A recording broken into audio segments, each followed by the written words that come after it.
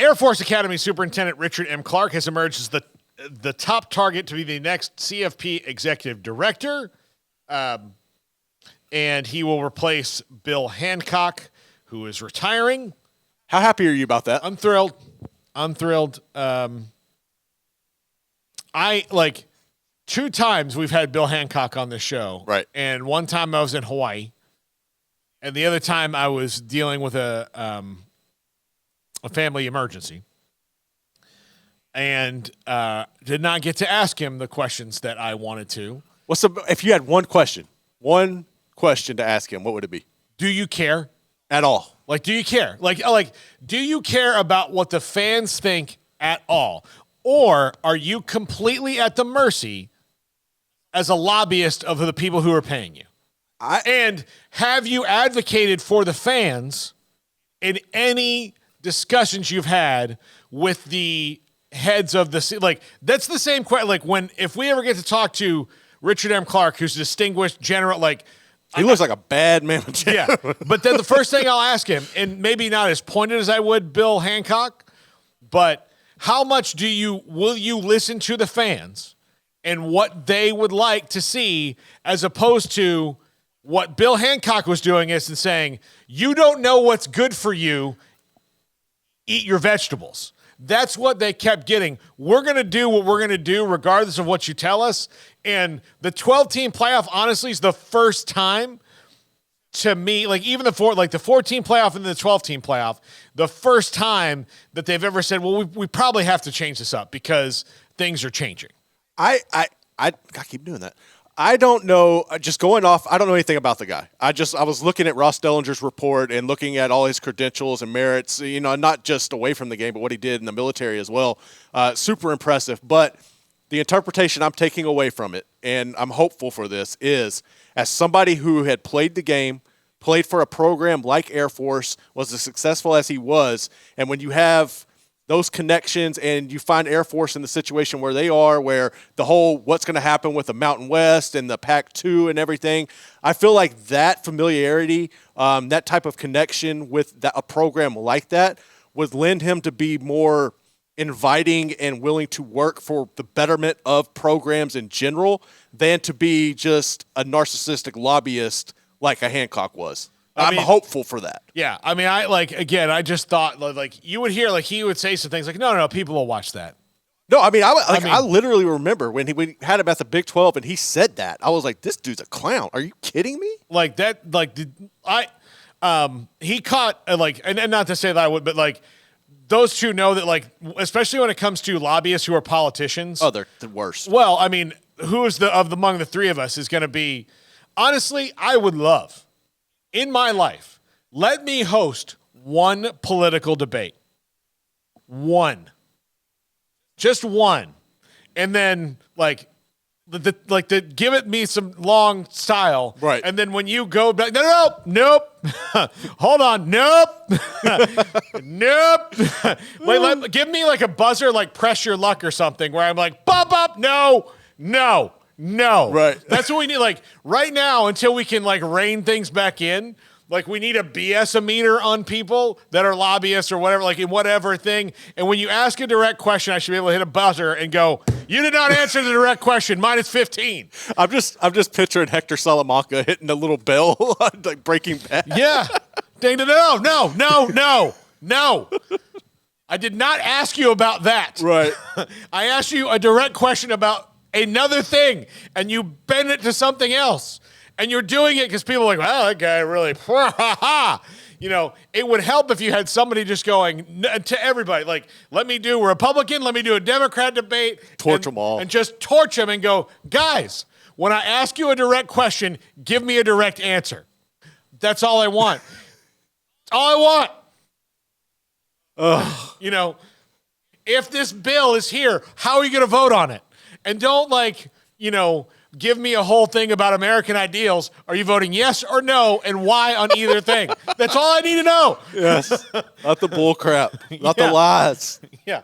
And look, I also think you should throw up, like, again, like Bill Hancock should have been sponsored by the power brokers of college football. Yes. Like, so he is the voice of them. So when you hear him talking, the voice of the power brokers of college football are telling you this is what they want. Correct.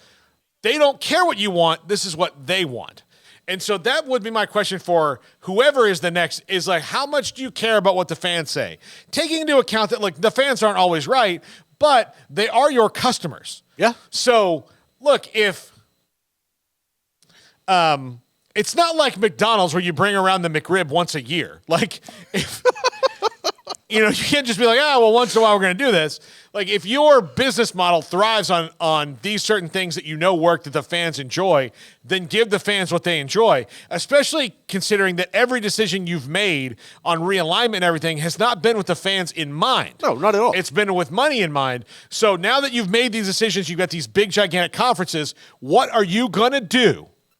What are you going to do to make sure that every week is as good as it can be? Because you've taken some things away from fans that they didn't want to be taken away. Now, some of them are happy to be at other conferences and have these other opportunities, but just for if I'm a fan of Oklahoma State, like, what are you going to do to assure me that what you've taken away from me won't hurt me more than it helps me? What are you going to do to make sure that I'm going to enjoy things? What are you as college football leaders going to do to make sure that this 12-team playoff does not just become an on-ramp for two leagues? That's what's going to happen. Like, I don't see any way around that because, and I was talking with this to Jack about this the other day. I just feel like if you look at the shape of the Big 12 going forward, like, when they put the schedule out and there was no Texas and Oklahoma on there, it was the first time it really set in like, this is just okay. Well, Who is going to be able to consistently get into the playoff? I know it's going and legitimately have a chance to make a run at a championship. And I know a lot of people will probably point to Utah, right? Like but Utah hasn't even been able to do it in the Pac.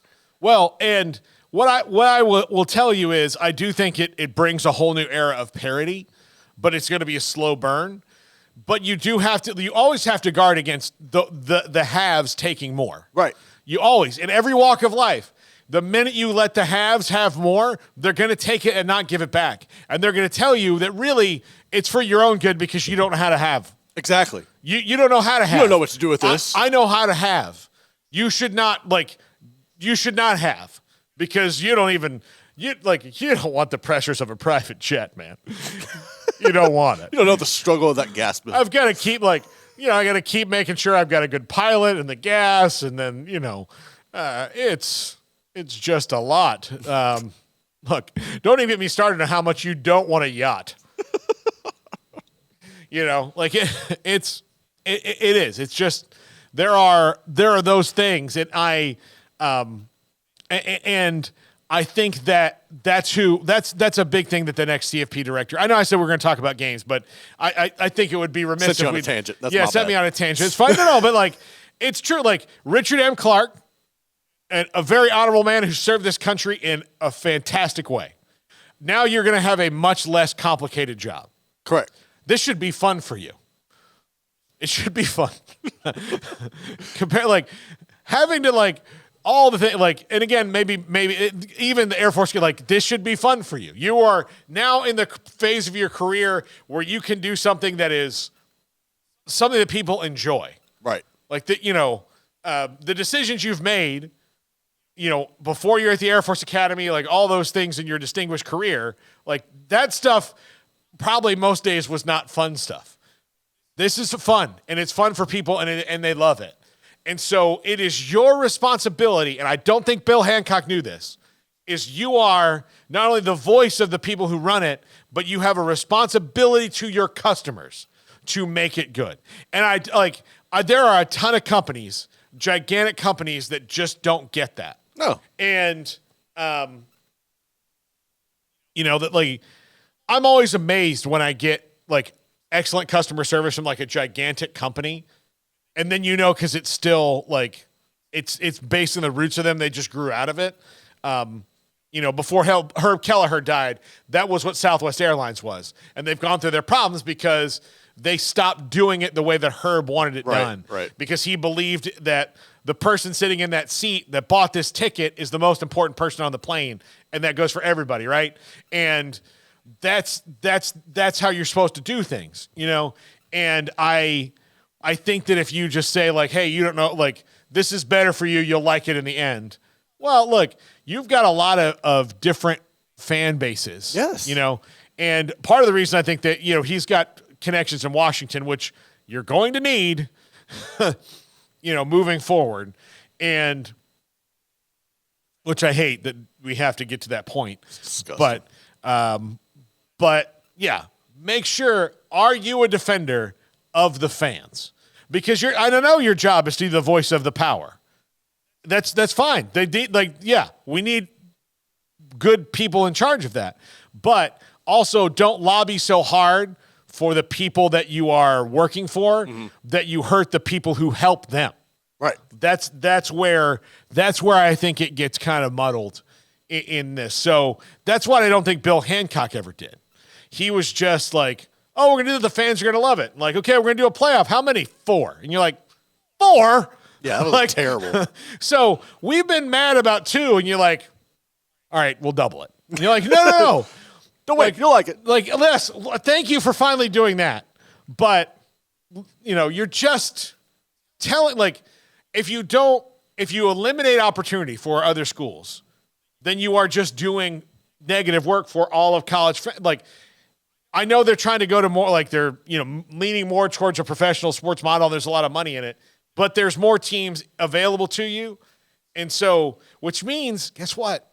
Like, it's not going to ever be as popular as the NFL, but you can get into more places and maybe affect more, this may or may not be related. I don't know. I remember one time we were at the Super Bowl and Von Miller was doing interviews and he was there on behalf of Old Spice.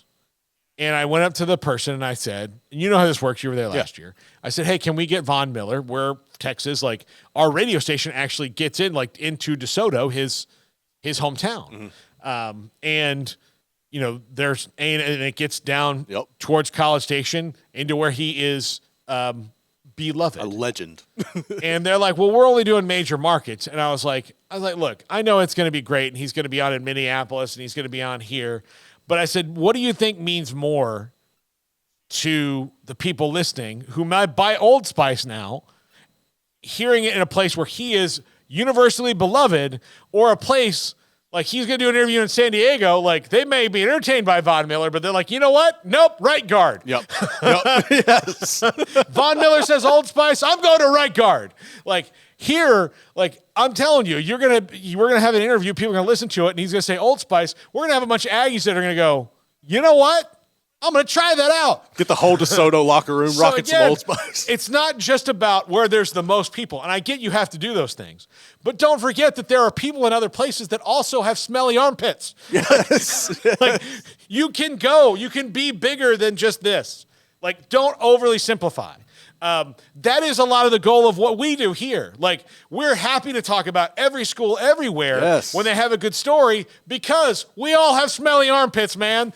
We all say, like, let's all things like, yes, we'll talk about the big stories, and we should talk about the big stories because big stories affect everybody everywhere. But I love, like, when we had Eric Morris on last week, I love talking about North Texas. Oh, yeah. And what they can do there. Like, that can be, like, there's a chance that a team like North Texas might get into, like, make a deep run in the playoffs because they might be built just the right way and get just the right matchups. That's why we love the NCAA tournament. Should do more of that.